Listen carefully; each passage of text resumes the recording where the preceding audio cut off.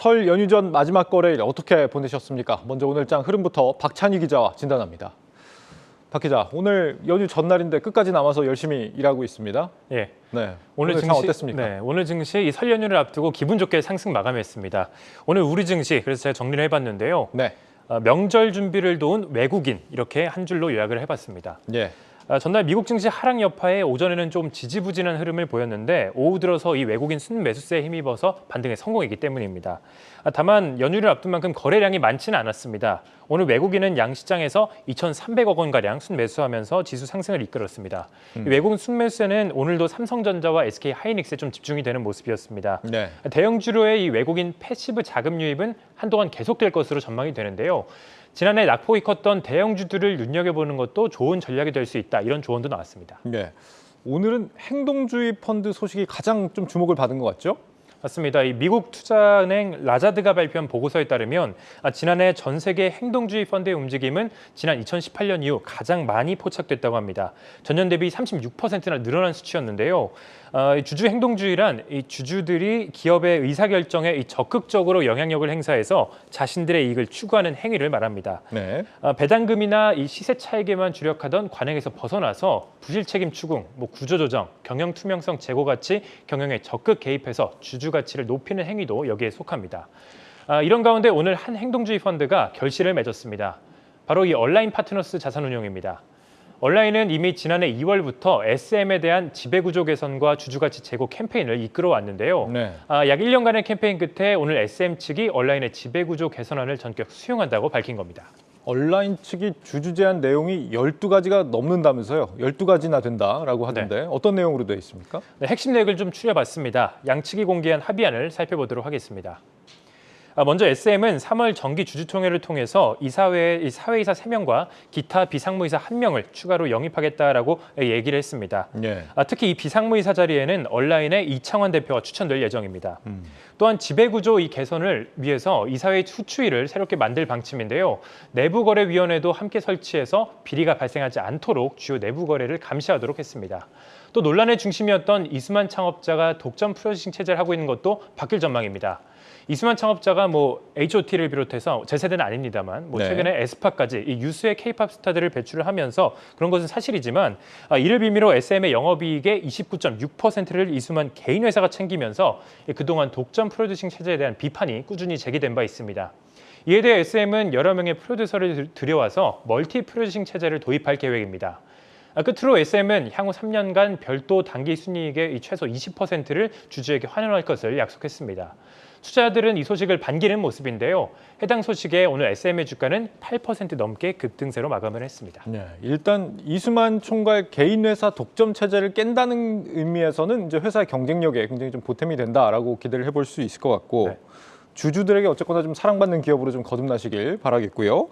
연초부터 행동주의 펀드들 목소리 내는 곳도 굉장히 좀 많아지는 것 같습니다. 지금 KTNG도 있고 오스템 임플란트도 있고요. 맞습니다. 그리고 은행들 같은 경우도 지금 이번 온라인 파트너스가 또 개입이 돼 있죠. 이번 SM 사례를 보면서 이 다른 기업들도 조금 좀 기대감이 좀 올라가지 않을까 싶은데요. 어떻습니까? 맞습니다. 이 전문가들한테 의견을 좀 들어봤는데요. 과거에 비해서 이 행동주의 펀드의 성공 사례가 좀 많이 늘어날 것이다라고 보고 있습니다.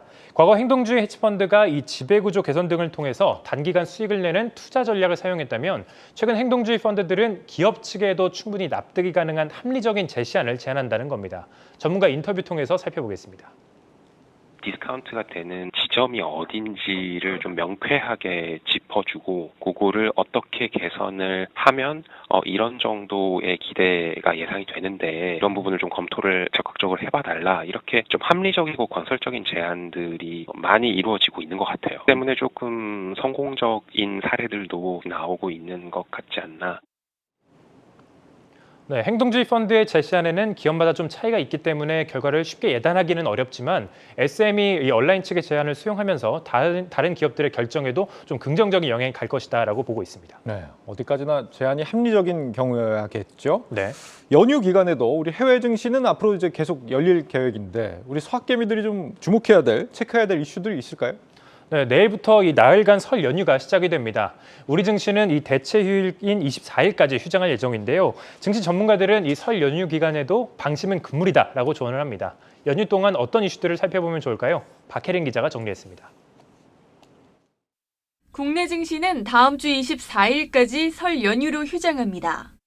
중국은 춘절 연휴로 23일부터 27일까지, 홍콩은 23일부터 25일까지, 베트남과 싱가포르 등 아시아 주요국들의 증시도 다음 주 임시 휴업에 들어갑니다. 특히 중국은 춘절 연휴 기간 코로나19 확산에 주목하며 각 지방정부의 발표나 뉴스에 따라 중국과 관련된 종목들의 변동성이 확대될 것이란 분석이 나옵니다. 이달 말 올해 첫 FOMC를 앞둔 만큼 연준의 통화정책에 대한 경계감도 여전할 전망입니다.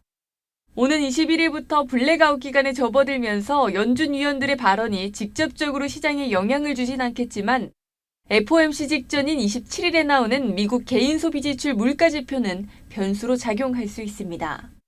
현재 월가에서 예상하는 PCE 물가 상승률 예상치는 5.1%. 이보다 낮게 나올 경우 인플레 완화에 대한 기대감이 높아질 수 있습니다. 다음 주 미국 기업들의 실적 발표도 주목해야 합니다. 지금 시점에서는 경기 침체가 오는가 안 오는가가 되게 당면한 과제인 것 같아요. 경기 침체가 만약에 더 구체화되는 케이스라면은 기업들 실적도 이제 하향 조정될 가능성이 있기 때문에 관망세가 조금 더 짙어질 여지가 있다라고 보여지고 있습니다. 다음 주에 이제 미국 빅테크 기업들 실적도 예정되어 있기 때문에 어닝이 뭐 상방일지 하방일로 서프라이즈 낼지를 한번 확인하고자 하는 심리가 강해질 것 같거든요. 현지 시간 24일 마이크로소프트와 텍사스 인스트루먼트의 4분기 실적이, 25일에는 테슬라, 26일에는 인텔의 실적이 발표될 예정입니다. 우리 기업들의 경우 25일 LG 이노텍과 삼성전기가, 26일에는 에코프로비엠, 27일에는 현대모비스와 포스코케미칼 등이 지난 4분기 성적표를 공개합니다. 특히 포스코케미칼과 현대모비스는 기업들의 실적 악화 우려가 나오는 가운데서도 우수한 실적이 예고됩니다.